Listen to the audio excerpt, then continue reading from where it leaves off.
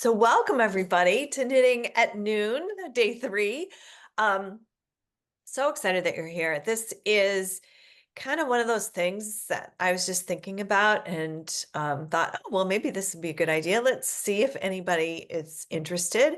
And we had a bunch of people sign up and we've had really good attendance. So thank you for playing along with me because we just, we're always trying to do new stuff and see what people like and see what works for everybody. And I know there were some people who were concerned that they wouldn't be here every day. And I think that's pretty impressive if you are able to carve out half an hour at noon every day of the week. My week hasn't gone that way, but I am delighted to be with you here today. Let me tell you. Okay, so we're gonna try and squeeze 2 things into this. What we now have 25 minutes. One is I wanted to break you up into smaller groups just so that you can do show and tell. I think that's easier to do when there's only a few people, so we're going to do that for a few minutes.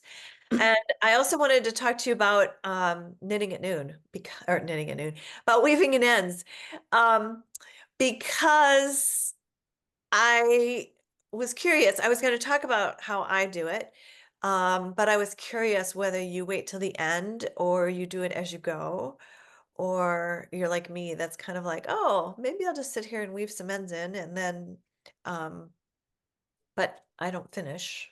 I'm always weaving in ends at the end. So it looks like It depends. a little over half do all at the end, and 3 people are very disciplined to do it as they go. That is impressive to me. And then, yeah, the rest of us kind of fall in that, well, whatever we're going to do. Um, okay, and most people have box of light yarn and well, half, just over half have box of light, and other people are using other yarn. So that's always fun to see how those projects are going. So I'm going to end that poll. All right. Yeah, and we've got 2 people who said in the chat that they did Koigu. So that's cool. Those Koigu pencil kits they're 10 mini skeins, which is why we recommended it. You're gonna have leftovers, just like if you're doing box of light, you're gonna have leftovers. But it was 10 colors that go really well together. So I figured if you weren't able to get the box of light, Koigu would be perfect for that. So I hope it's as beautiful in real life as I imagined that it would be. So, weaving in ends. What I'm going to recommend today, yeah, I'm going to put in the chat the link that I have for my favorite way of putting weaving in ends as you go. And this is a Stephen West video on YouTube. And I think it's called Weavin' Steven. Um, but he does really amazing technique videos. If you're looking for a really interesting, really slick way of doing something, if you Google, if you go onto YouTube and you search for whatever it is you're looking for, if Stephen West comes up, check him out because he's very clear in his um, description of how to do something, and he often has a really slick way of doing it. And this is when I weave in as I go. This is the way that I do it. And he just has a way of working with the 2 yarns for a few stitches and incorporating them together so that you kind of end up catching the new yarn, no, catching the old yarn behind the new yarn as you go. And so when you're done, all your ends are woven in, except for I suppose the final one in the cast on end. So because you're going to have 10 colors, so there's going to be how many ever that is, probably 11 ends to weave in. And so, yeah, so if weaving in ends is the thing that you dread the most, then you might want to start now and weave them in as you go. Um, the other way that I most often do it is I do it when the spirit moves me, but I weave in kind of after the fact. So I'll, have a bunch of loose ends and then I will weave them in kind of in the middle of the project and then I'll work on the project a little more and then weave some more in. One thing I want to tell you about weaving in ends though, most people weave in ends more than they need to. They're very concerned about um, the ends coming undone, that the thing's going to unravel, that it's all going to fall apart. Um, Generally, that is not the case. If you have really slippery yarn, that can be a problem, but most yarn is not going to undo. And I can tell you this because the first sweater that um, I made the entire sweater, wove in all the ends, blocked it, wore it 3 times, and did not like the way it fit. So I unraveled the entire sweater and reknit it, which meant that I had to go find all those ends that I wove in and undo them. And that's when I was like, oh yeah, this is impossible. Like I couldn't find half of them. Like it was, yeah. And I thought, okay, I do not need to go to such extreme measures to weave in the ends. They're going to stay. It's going to be fine.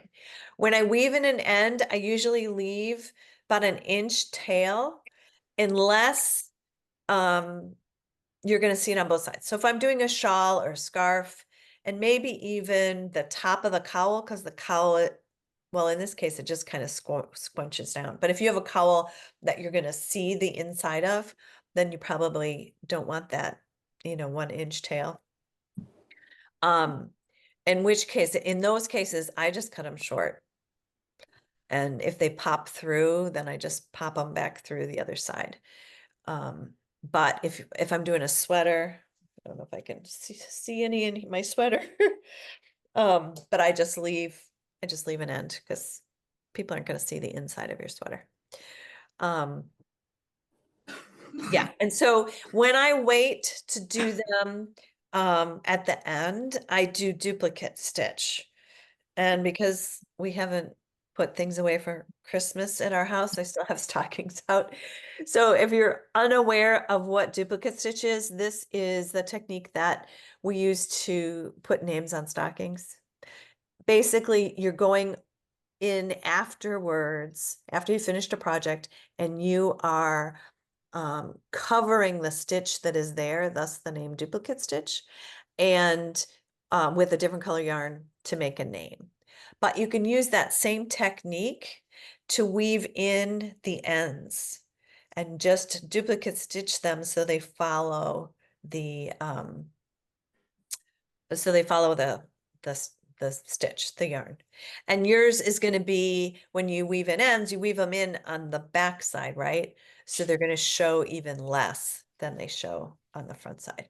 And because it's a weaving in the ends at the end, when I'm with you next week, I will give you a demonstration on exactly how that is. But for those people who wanted to weave in ends as they go, I wanted to be sure that you got the Stephen West video so you could see. Okay. Any questions about that? Everybody see the link? And for those of you that will be watching the replay, I will put the link in the notes for the video. We do have, if you've missed, if this is your first time for Knitting at Noon this week, welcome.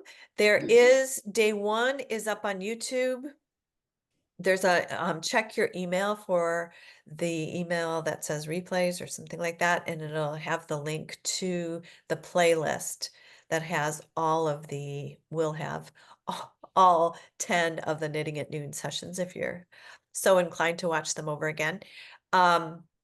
The day 2 isn't up. I had some technical difficulties yesterday with internet. So I'm going to work on, after I sign off with you, I'm going to work on that one, and then I will work on this one. So we'll be up to date on that. Okay, so I'm going to take a minute here and put you in breakout groups. You see how many people are on. Okay. And the person with the shortest hair can start.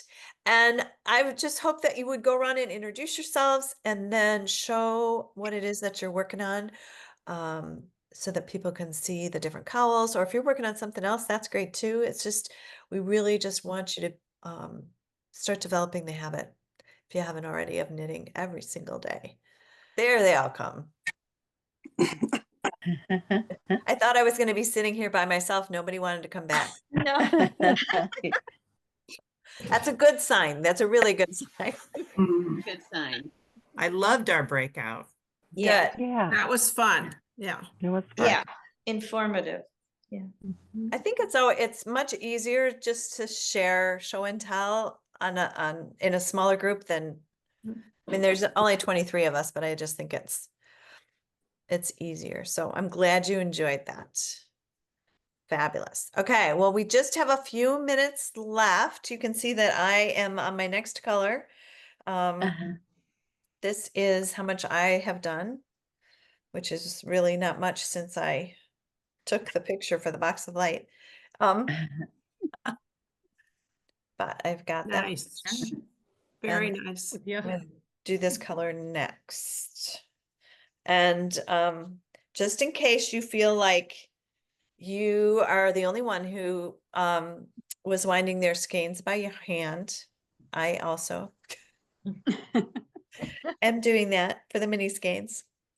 I use your method for wrapping around Oh, the thumb and Oh, doing, yeah. So you yes, get a center pull. Yep. yeah. Yeah, that's good too. That's good too. But anybody have any questions before we go? It's going okay. It's meant to be easy. Thank you. Thank you. It's a great idea.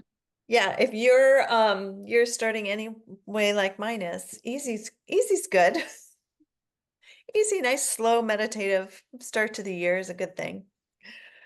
Guess maybe I know you mentioned before in an email about other projects we could use our leftover yarn with.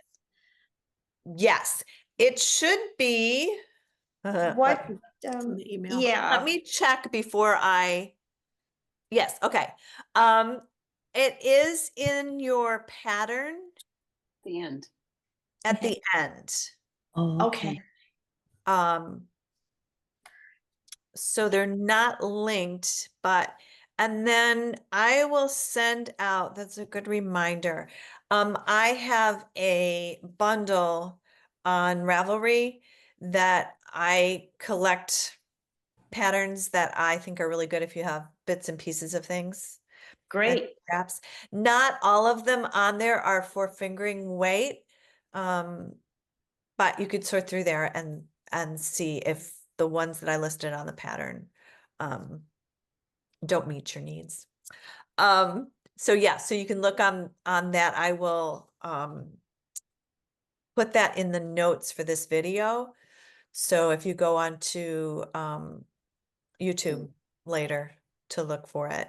Has anybody watched, I have to put you on Vent Gallery View or speak up. Has anybody watched one of the reviews?